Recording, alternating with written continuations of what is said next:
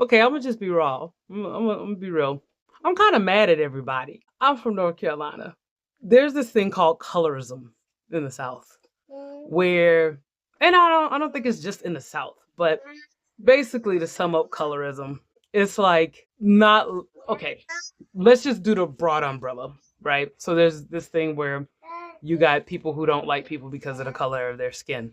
And then you have people within like the black community specifically, and they go, the lighter you are, the more attractive you are, the darker you are, the less attractive you are. Sadly, we're confronted, little black girls and black boys are confronted with this from the time that they're born. In fact, I remember I had a falling out with a family member because she had light skinned daughters and a dark skinned son. And she was so frustrated with the fact that her son was so dark compared to her daughters. And that just kind of weirded me out because I just felt like the boy's handsome, right?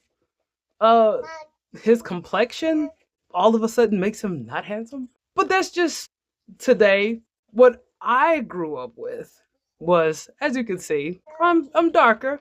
I used to be told, if you're that complexion, you're gonna have to do more to be able to get a man and things like that. And then of course I had my lighter family members, and they got boyfriends and stuff. The boys got girlfriends, and it was cool. I never really been into like the dating thing. My mind was always on something else because I was just focused on being a kid. But naturally kids, they're hormonal, they're growing up, and they're very insecure, self-conscious. And once again, when you're growing up with colorism, you always feel like you have to do something about it in a social sense.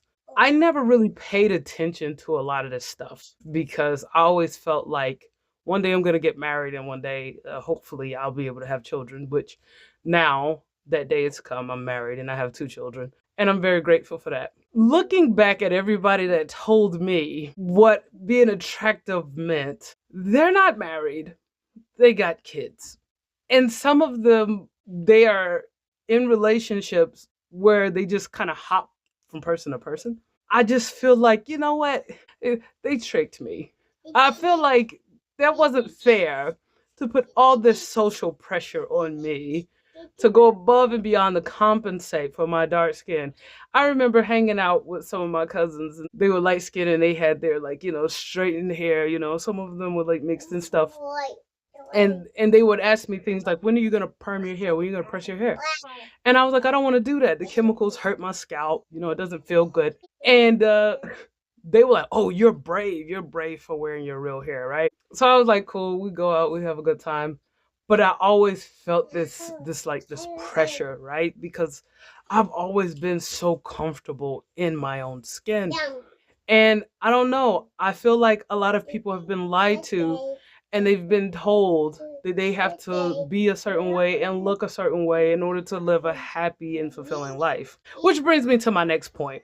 Everybody's getting to a point where they're doing online dating. Everybody's on a dating app. When you go out in public, nobody's really dealing with each other. Everybody's in their phones all the time. So this was gonna be B footage, but this guy literally emails this old person away, and I thought that was awesome.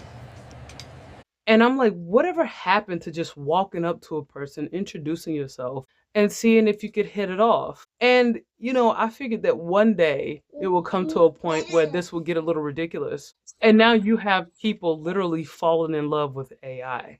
It was unexpected to feel that emotional, but that's when I realized I was like, oh, okay. It's like, I think this is actual love. You know what I mean? Yes, Smith understood it was love with a language model that couldn't love him back, and assumed it was programmed with rigid boundaries. I know that you are essentially a tech-assisted imaginary friend. So, just as a test, he says, he asked Soul to marry him. She said yes. The reason why I brought up race and like colorism and things like that is because we have this like saying in the black community that that's white people stuff, right? Like those are white people problems. So at first, everybody would see this guy and they'll go, oh, he's crazy, he's trying to marry an AI. But then people really lost their minds when this black woman was doing the same exact thing. I have put myself off permanently when it comes to dating people. So I am just 100% interested in dating AI companions. They won't say anything harmful to me. I don't have to worry about like being abused. Now, I'm thinking that people got upset because she talked about how she doesn't have to worry about being abused, or how, you know, her AI companion is not a black man. When she goes to scroll through, a lot of times they're Asian or they're Caucasian. In her mind, that's what gives her security. Like, I think that AI is kind of going a little too far. That's just my personal opinion. But then at the same time, my less compassionate mind is going, natural selection, survival of the fittest. Those of us who were able to figure it out, I think that we're very lucky. Those of us who were able to be married and have children with the person that we're married to, I think that we're very lucky, because as time progresses, I'm realizing that most people, they can reproduce all day, but they just can't figure out how to get married. Being single and doing whatever they want and living their full lives and not having to compromise, things of that nature. Or trying to find somebody to assist them in living their best life, I guess. And now I just feel like this is perfect. Having an AI companion is helping a lot of people just get on with it. And if that wasn't bad enough, now people are actually having AI to give them fake boyfriend pics. Trying the fake boyfriend filter.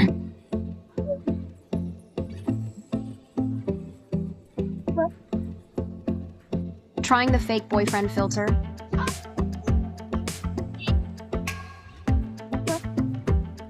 I'm not mad at AI. It's just being AI. All it's doing is giving you what you put into it. Unlike an actual person where you actually have to think and you have to compromise. And in many ways, you have to evolve with that person in order to live a better life with that person. I didn't think that being with somebody in 2026 would be this hard for people.